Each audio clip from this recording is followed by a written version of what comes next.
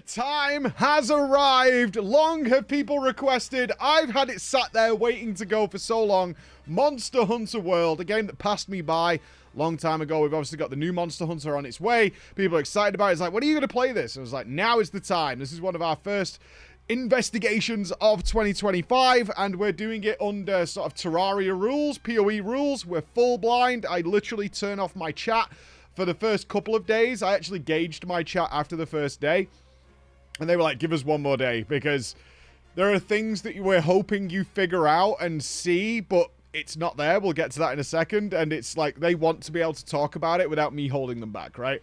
The rules are pretty simple for me, is that I don't think that it's fair that people who have thousands of hours in this game, a game that has been out for years and years and years, can't talk about it in my chat because they might spoil something for me, and I'm the only one who doesn't really know.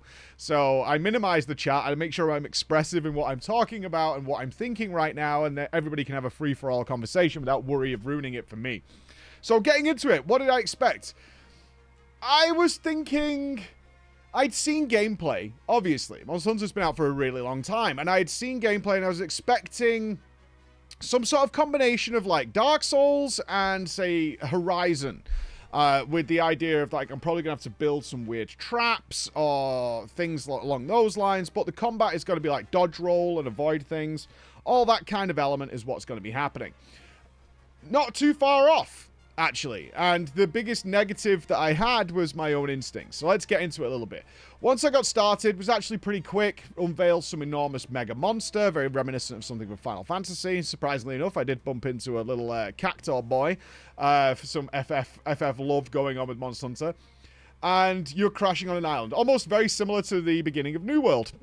Almost scene for scene, as you're heading to this lost, mysterious island. And there's some backstory which is nicely vague.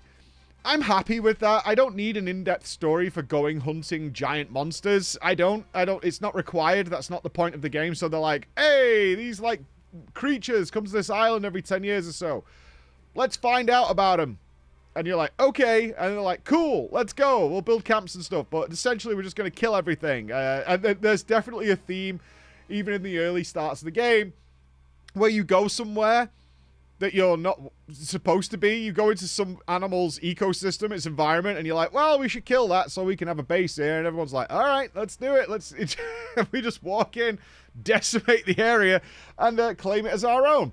Very nice.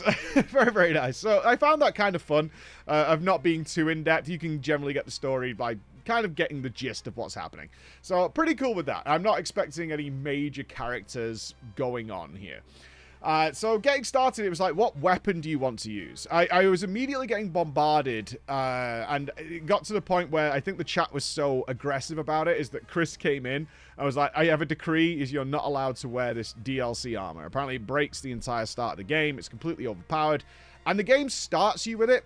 I was aware of this before we booted it up, so this is a warning for anybody who might be jumping into Monster Hunter World and getting ready for the new one, is that once you buy it, you get this DLC armor, and you actually get a message saying, hey, to collect your stuff, you need to go to your housekeeper. So I was like, all right. And the game starts you with armor on, which is not unusual for any video game. However, that is the DLC armor, which breaks the game, apparently. It's very, I mean, I looked at the stats later on. It is incredibly powerful stuff. So if you don't want that experience of just like crushing everything and not really learning the fundamentals, the basics of the game, I would take that off, which you can do once you go to your housekeeper, because it gives you some basic starter items. It's like leather armor and a choice of a base weapon to go with. So I like took it all off, so we're doing it legit. Then I had to choose a weapon. Obviously, I want to go two-hander. And if you've ever any experience of me playing these like third-person action RPGs, I like a big two-hander. I like crushing and smonking things. I look at the greatsword, which involves some very, very slow attacks, a couple of quick ones, but also like guarding and blocking. And I was like, I don't really want to go that way. I don't want to go daggers. I don't want to go like sword and board, which kind of leads me towards like the big two-handed hammer, and the which is what I tried first. I liked this weapon a lot. It was very simple, especially for a new player. You had bonk button, and you had AoE. You had charging AoE, which was really nice. It had some cool features to it, which were very like two-button orientated. That's it. Two-button orientated, because the gameplay comes from not getting hit, using your environment, things like that, which I didn't do. We'll get there.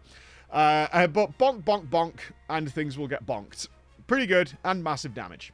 Thumbs up. Very good for early enemies, right? Because they don't really do much and they don't do a ton of damage.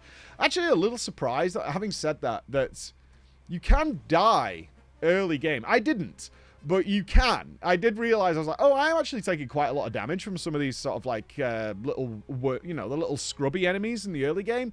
I was like, I'm actually getting hurt here. Interesting, because usually the very first monsters don't really do anything. These do, and I was appreciative of that. It got you learning your consumables, you know, your healing potions and whatnot, and how they're going to work. I was like, that's all right. But later on, I was like, I've tried like 2 weapons. Let's try some other things. So I tried the axe that turns into a sword. It's got a specific name. It might be switch axe. It might be that. I couldn't figure this thing out. All right. So this is probably the first critique of the game. It's Japanese UI. Now, when I say that, I do say that in a negative way. I'm so sorry. Native Japanese viewers, which we do have. Whoever's learning or teaching UI design in Japan is just a clown. An absolute clown. It's awful. Absolutely awful. So the problems here is you get some dialogue from your mentor who's like, yeah, you should try out we'll call it switch axe. You should try out the switch axe. It could rotate between axe and sword, and at a certain point, you can unleash devastating elemental fire attacks. And I was like, well, that sounds really cool. Let's do that. And then it gives you like 3 combos on the side of your screen. They're not all the combos, are in fact actually the most important feature of this weapon. By any means. It doesn't explain the fact that it has 2 gauges. Doesn't tell you anything about that whatsoever. Just puts you in a sort of training room with some barrels and some sticks to whack at. And these 3 basic combos. And I'm like, oh, okay. And as I was playing, I was playing for another maybe half hour or so, is that I noticed that there was gauges filling up. And if I swapped between sword and axe, different gauges filled up. And then every now and again, I would notice that, like, there would be sparks and things flying off. And I'm like, ooh, that's cool, but the gauge isn't going down. So it makes me feel like I should utilize these gauges in some way, or these gauges are just buffing power. I'm starting to, like, guess, based on game knowledge, what these things might be, but nothing's telling me. So I was like, okay, and I did what I did with PoE, which is like, does the game tell me? Because it should. And this is where I'm so miffed. Genuinely, I'm pissed off at you. If you're sat there going, you should just Google it. Like, no, the game should tell you about its systems. Every time. You should not, game companies should not be relying on somebody somewhere in the world figuring out how their game works in a basic way, such as how the weapon works, making an article, and then expecting everybody to go and look that up. That's awful. That is just absolutely stupid. While that does happen, it is really stupid. So I started digging through the menus, and there's a lot of them, because it's a Japanese UI. There's menus upon sub-menus upon text. There are three different subsection menus regarding this weapon. Only one of them tells you anything about really how the weapon is designed to work and the combos that are used to get there. Like, one of the most vital aspects of this weapon is swapping between sword and axe, which is a really long animation if you press the button that it shows you. It has a button that says morph to change weapon. It's a really long animation that got me very frustrated, especially because by default, when you draw your weapon using the draw weapon button, it comes out in the mode that its gauge naturally fills up out of combat. So you don't want that. You want the other one because you've already filled that gauge. And you're like, you draw your weapon, and then you swap weapon. This actively prevented me from doing certain things like running in combat. Because when you run, you put your weapon away, you sheath it, and then you have to get it back out again. I was like, God damn it, man. I might as well, like, trundle my ass over there. Because by the time I get there, I'm going to have to, like, unsheath my weapon. I'm going to have to swap it over. You can start combat with it in the other mode. But it doesn't tell you that until either you discover it randomly by pressing a different button or by looking into one of the 3 submenus regarding this weapon.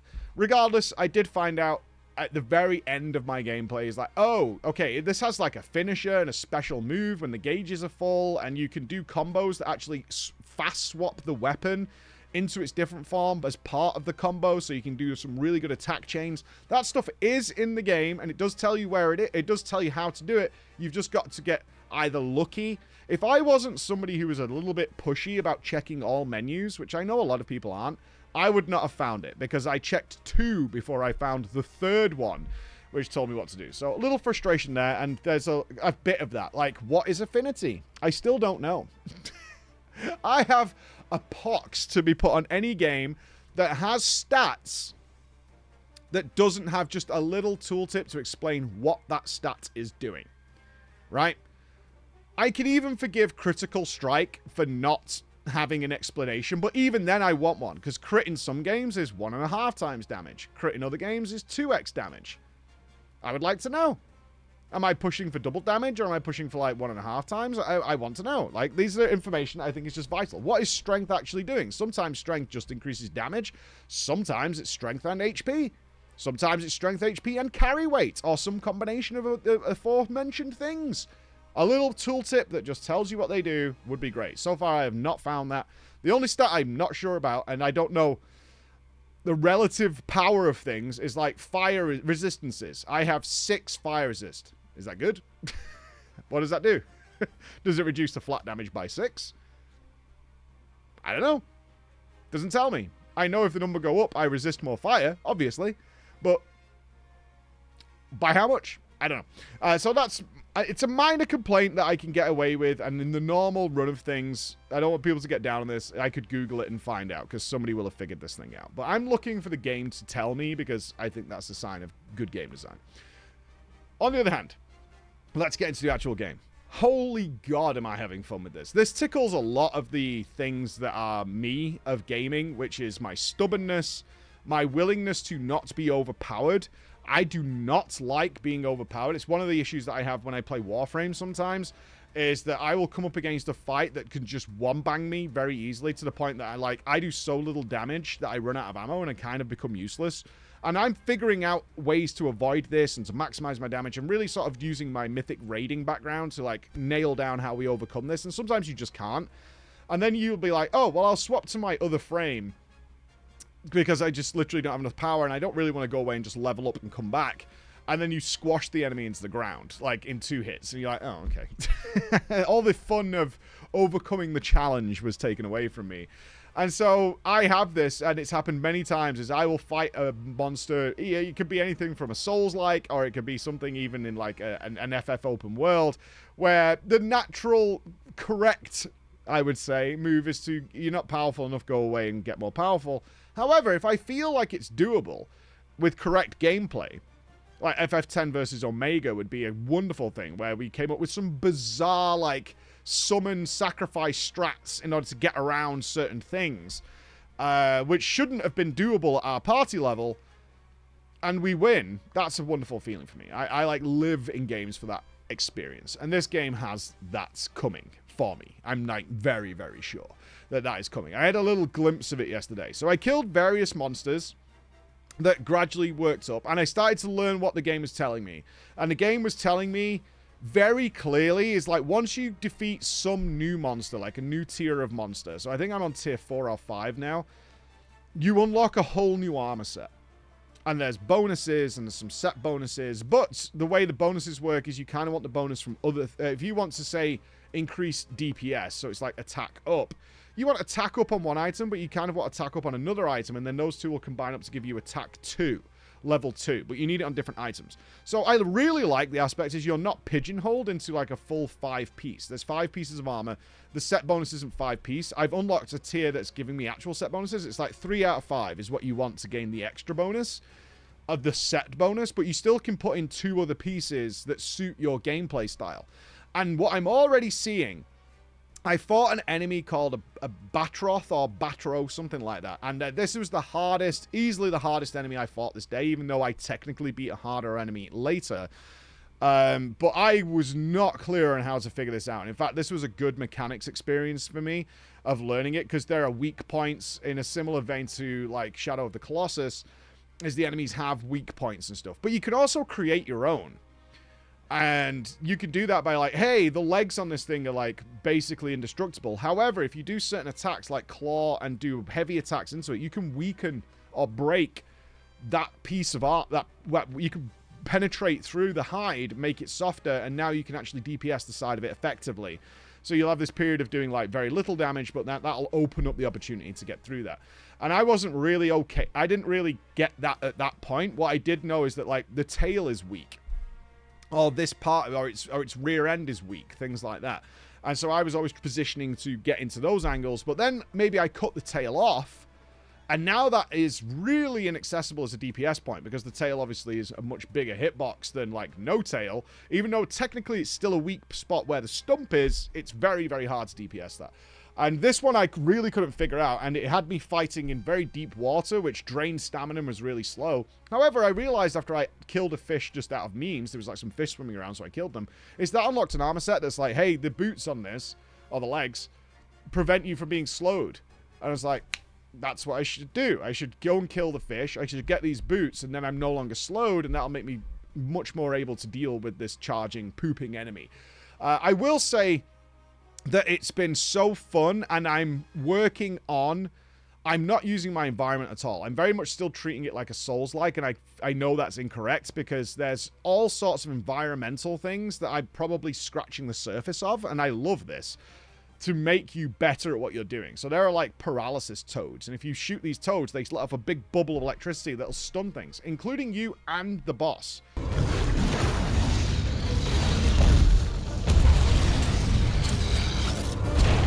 I hate this grapple.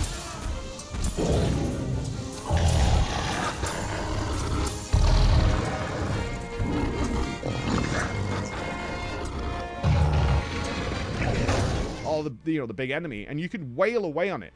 There is a slinger, which is like a little slingshot thing, and that allows you to like flashbang enemies and stun them for a really long time. And I was like, I only used it once throughout the whole day, and I was like, oh. This is really good, actually. And I should get used to, like, having these things. I haven't built a single trap yet. I can build, like, explosive barrels, I think.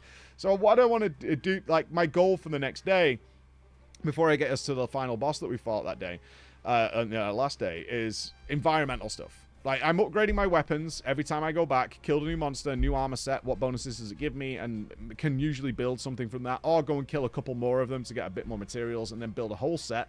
Or do I, but I want to work on the environmental stuff. I want to look at traps. I want to look at all these kinds of things. Because they keep sending me to the provisioner, and I haven't bought a single thing from him. I'm like, I don't know, do I want nets and stuff? And there's some side stuff. There's fishing, which I haven't touched, and there's capturing little monsters, which I haven't done yet either. And then it's like, you can release them in your house. And I was like, okay, I caught the little cactus, bro.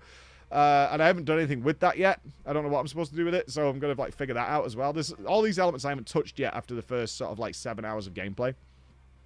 My big boss that I killed was Anjanath, something like that. It was a big T-Rex, is what it was, a big fire-breathing T-Rex. And this became my nemesis, and this is what I like really started to enjoy this game a lot, is that earlier on, you're actually exposed to this enemy very early in the game, and it just one-claps you. If you touch it, it just kills you flat out, and you're like, oh, okay, this is for later on. Shockingly, it was only like 3 quests later, it was like, and now we need to kill Anjanath. And I was like, whoa, okay, we're going in. And this thing kept appearing sometimes and just clapping me from left and right. And I was like, okay, we're there. All right, now we need to take upgrades a bit more seriously and think about upgrading my armor pieces and things like that. So I did a bit of that and went to war with Anjanath. Did reveal some things I was very interested about. So when I went to fight Anjanath, Anjanath actually aggroed another big enemy of the zone and got into a turf war. And I was like, this is awesome. These two are going to like whittle each other's HP down. This is great. This is really, really what I want to see. This helps me out massively because I can kind of come in and snack the ends, or it'll just at least reduce its HP, so I have to do less. And they just given me one of their special items, the ghillie suit. Camouflage, obviously, if you play Call of Duty or you have any familiarity with what a ghillie suit is. And I used it, and it made every one of the monsters just like forget that anything existed, and they just started sniffing.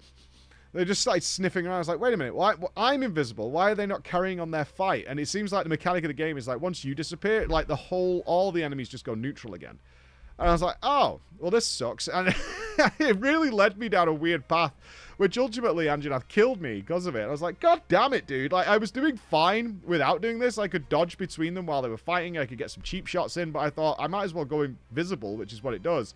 It's basically vanish if you play World of Warcraft, and let them fight it out. That's not what happens. So I was like, oh, Jesus Christ. Well, this sucks. All right. Well, lesson learned, I suppose. Lesson learned, and we'll get on with that. But the actual fight I had with Anjanath, I know, and it's kind of interesting when you're playing these games, is you know you've done them incorrectly.